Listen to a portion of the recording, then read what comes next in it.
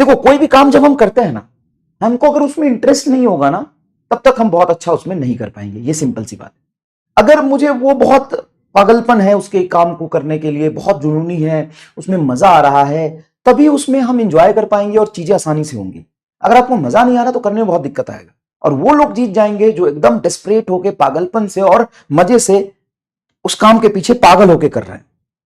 हाँ, तभी आपको टाइम का पता नहीं चलेगा। And this is true for the student and teacher also. This is true for the student and teacher also. अगर कोई चीज आप कर रहे हो और आप बस उसको काम की तरह कर रहे हो, तो आप उसमें काम कर लोगे, काम चलाने भर जितना काम हो जाएगा, खाना पूर्ति हो जाएगा, ठीक ठीक काम हो जाएगा, लेकिन उसमें जो एक एक्सट्रीम होता है, मैक्सिमम सक्सेस होता है, वो आपको कभी नहीं मिलेगा। And same true for the teacher and student both. Same thing is valid for the teacher and student. किसी टीचर को अगर पढ़ाने में मजा आ रहा है, उसको टाइम का पता नहीं चल रहा है, तभी वो बहुत अच्छा पढ़ा पाएगा और तभी वो अपने अपने कैरियर के, अपने उस मतलब जिस फील्ड में है उस फील्ड के टॉप मोस्ट पॉइंट पर होगा। ये बहुत सिंपल सी बात है।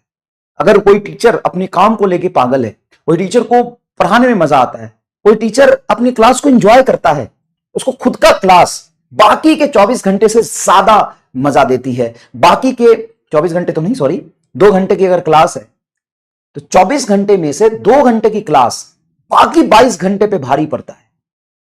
हाँ, मैं फोन चलाता हूं, मैं इंस्टाग्राम चलाता हूं, मैं यूट्यूब चलाता हूं, मैं मूवी देखता हूं, मैं फैमिली के साथ भी रहता हूं और मैं तुमको पढ़ाता भी हूं, मैं सोता भी हूं। लेकिन इन सभी कामों में से जो मुझे सबसे ज्यादा मजा आता है वो पढ़ाने में आता है। दैट्स वाई मैं मार हूं, अदरवाइज मत लेना, लेकिन ये फैक्ट है। मुझे सबसे ज्यादा मजा 24 घंटे में से उसी 2 घंटे में आता है, इसलिए मैं इसको मजे से करता हूं। कई बार मेरे से टीचर पूछते हैं कि सर क्या करें कि बच्चे को मजा आए, कैसे पढ़ाए कि बच्चे को खूब समझ में आए, कैसे पता चलेगा बच्चे को समझ में आया कि नहीं आया। मैं उनको एक बात कहता हूं, जिस दिन क्लास में आपको मजा आ जाए ना, उस दिन बच्चे को मजा आया। जिस दिन क्लास को आपने खुद एंजॉय किया, बच्चा एंजॉय करे। सिंपल सा फंडा है। तो मुझे अगर 24 घंटे में से ये 2 घंटे बिताता हूं, उसमें ज्यादा मजा आता है, तो मैं बहुत इफिशिएंटली काम कर पाऊंगा, मैं 2 क्वेश्चन ज्यादा कर पाऊंगा, कितनी भी फ्रस्ट्रेशन में रहूंगा लेकिन ये चीज कर पाऊंगा। Same true for the you. अगर आप पढ़ रहे हो, उस समय आपकी इंटेंशन ऐसे कि आपको सीखना है, आपको पढ़ना है, आपको इसमें एकदम अपनी झंडा गाड़ना है, एकदम सेलेक्ट होना, नीट में सेलेक्ट होना इज द प्रिपरेशन का सबसे लास्ट स्टेज। मतलब आप जो प्रिपरेशन कर रहे हो उसके एक्सट्रीम, मतलब मैक्सिमम सक्सेस, नीट में सेलेक्ट होना, नीट में रैंक लाना, मैक्सिमम सक्सेस। उस मैक्सिमम सक्सेस को आप कैसे पा सकते हैं? पागलपन से। आपके बाकी के 20 घंटे के कंपेयर में जो आप फिजिक्स 2-4 घंटा पढ़ते हैं या केमिस्ट्री पढ़ते हैं 2-3 घंटा, उसमें ज्यादा मजा आता है, बायोलॉजी पढ़ते हैं उसमें ज्यादा मजा आता है, मतलब सही रास्ते पे चल रहे हैं, नहीं तो आप गलत रास्ते पे चल रहे हैं। सिंपल है, सिंपल है, बहुत बहुत सिंपल है। अब बोलोगे मुश्किल आता, तो मुश्किल सब किसके लिए? तुम्हारे लिए ही है क्या? बाकी के लिए आसान है? सबके लिए इक्वली मुश्किल है। जब लगे रहोगे लगे रहोगे लगे रहोगे, टाइम आएगा जब वो धीरे धीरे चीजें इजी होना शुरू करेगी। मैं कोई कभी भी मैं टॉपर नहीं था, कभी भी टॉपर नहीं था। मैं ऐसा इंसान हूं जो मैं फेल था। 12th में मेरे 46% नंबर थे, वहां से मैंने ड्रॉप किया था, फिर भी मुझे कॉलेज नहीं मिला क्योंकि मेरा AEEE में 4 लाख रैंक था। और वहां से लेकर के CSIR में ऑल इंडिया रैंक 135, गेट में रैंक 128 और AIR 4 all India Delhi university examination में आया था MSc में, AIR 4।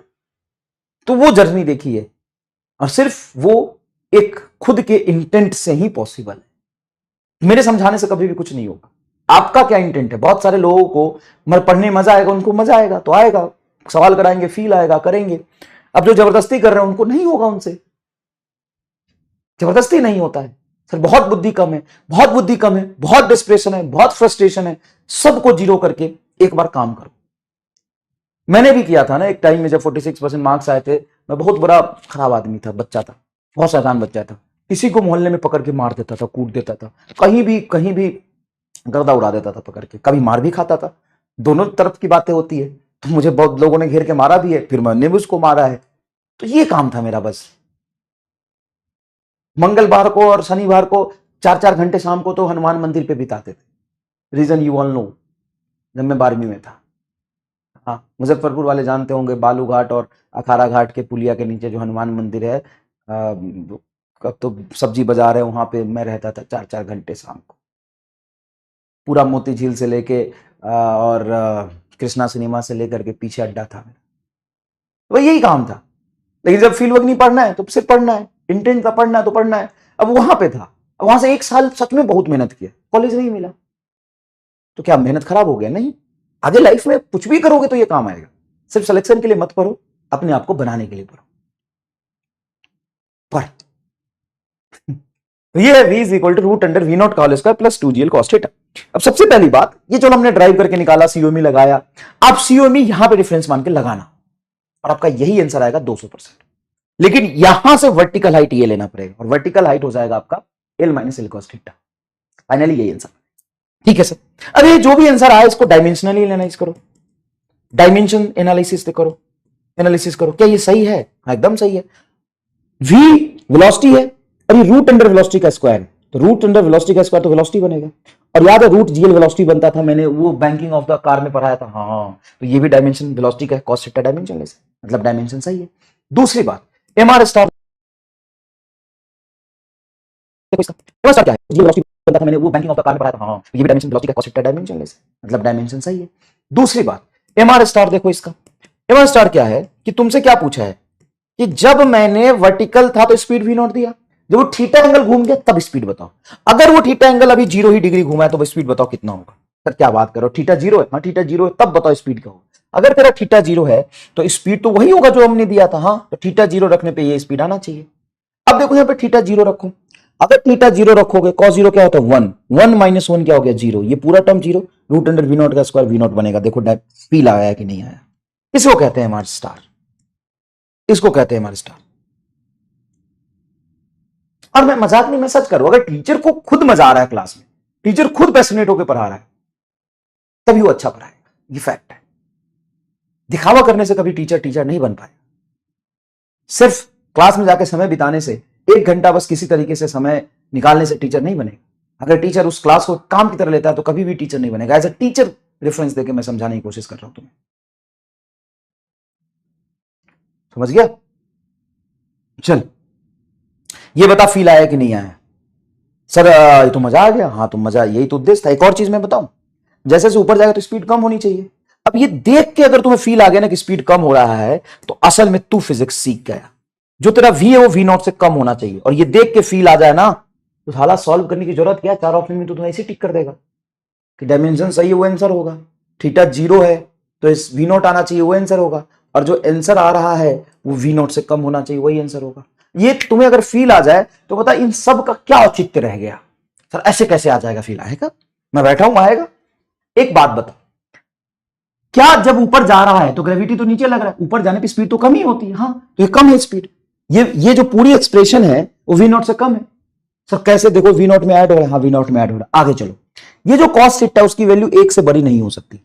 हाँ सर, इसकी वैल्यू 1 से छोटी होती है, तो ये टर्म है स्मॉलर देन 1, स्मॉलर देन 1। हाँ सर, ये स्मॉलर देन 1 है, ये 1 से छोटी है। अगर ये 1 से छोटी है और उसमें से 1 घटाओगे तो टर्म निगेटिव आएगा। हाँ, तो टर्म निगेटिव है। अब निगेटिव है मतलब वी नॉट में से कुछ घटा रहे हो, कुछ घटा रहे हो, फिर रूट ले रहे हो, तो वी नॉट से कम ही आएगा। ये कब आएगा ये फील? सिर्फ आंसर निकालने के इंटेंट से, सिर्फ आंसर निकालने के इंटेंट से कि आंसर निकाल के खत्म करते नहीं, इसको सोचने से, इसको मेडिटेट करने से, इसको कहते हैं मेडिटेशन। लोग कहते हैं मुझे मेडिटेट किया करो, देखो तुम्हारे बाल झड़ गए, उम्र से ज्यादा लगते हो, मेडिटेशन किया करो। मतलब ये बात तो सही है, कोई और प्रॉब्लम होगा। मेडिटेशन तो रोज 2 घंटे करता हूं मैं अपनी क्लास में। क्या होता है मेडिटेशन? खो जाना किसी चीज में, ये मेडिटेशन है। अगर तुम्हें कहते हैं ना, बहुत सारे स्टूडेंट कहते हैं मेडिटेशन किया करो पावर बढ़ेगी। अबे तू गलत सोच रहा है, गलत सोच रहा है। यही मेडिटेशन है, तुम्हारा काम ही मेडिटेशन है। इसमें जिस दिन मजा आने लगे ना तो पढ़ाई भी और मेडिटेशन भी दोनों हो जाएगी। ये मेडिटेशन होता है। मेडिटेट करना का मतलब क्या होता है? सभी कुछ को मतलब अपने दिमाग को शून्य कर लो, दिमाग में कोई थॉट नहीं आना चाहिए, डिस्ट्रैक्शन नहीं होना चाहिए, किसी एक चीज के बारे में कुछ पकड़ लो और उसी के बारे में सोचो, कोई और थॉट नहीं आना चाहिए।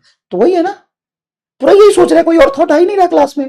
हाँ, नहीं आ रहा है, सब यही है, यही मेडिटेशन है रे घोमरचंद। अरे घूमर चंद है तू। अगर तुम्हें लगता है कि पढ़ाई है, स्ट्रेस है और रिलैक्स होने के लिए मेडिटेशन अलग से 1 घंटा करना चाहिए सुबह सुबह, तो तू डैश है, घूमर चंद। इसमें अगर मेडिटेशन होता है तो ठीक, नहीं तो कोई मेडिटेशन का कोई मतलब नहीं। मेडिटेशन करेगा, डैश मेडिटेशन, घूमर चंद है तू एकदम, मेडिटेशन करेगा।